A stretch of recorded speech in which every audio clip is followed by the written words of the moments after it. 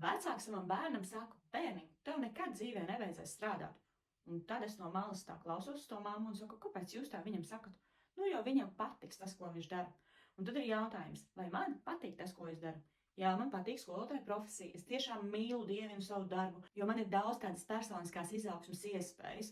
Mūzikas skolotājiem, ja mūzikas tēma ir ļoti plaša, tu vari pats komponēt, rakstīt dziesmas, tu vari strādāt par teorijas skolotāju, tu vari klavieres mācīt to un to visu, ko tu proti, un tu savu zināšanas vari papildināt, teiksim tā iekšēji, tu vari savu bagātināt nemitīgi katru dienu.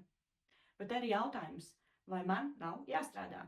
Nē, skolotāja profesijā, diemžēl, ir ļoti daudz jāstrādā. Ja tās ir individuālās nodarbības, tad tur ir mazāks laiks nepieciešams sagatavoties šai nodarbībai, bet ja tās ir grupu nodarbības, tur visu laiku nemitīgi sagatavošanās pirms nodarbības un pēc nodarbības labojot mājās tos darbus.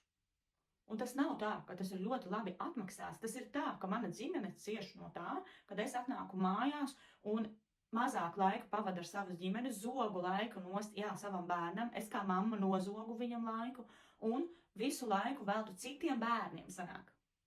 Tad te ir jautājums, kāpēc vecāks no agras bērnības bērnam nepastāsta, bērniņam būs jāmācās, visu dzīvi būs jāmācās dzīves pamatprincips, mēs esam cilvēki šīs pasaules, mēs mācāmies nemitīgi katru dienu, jebko visu, gan darbā, gan ģimenē, gan attiecībās, mēs mācāmies.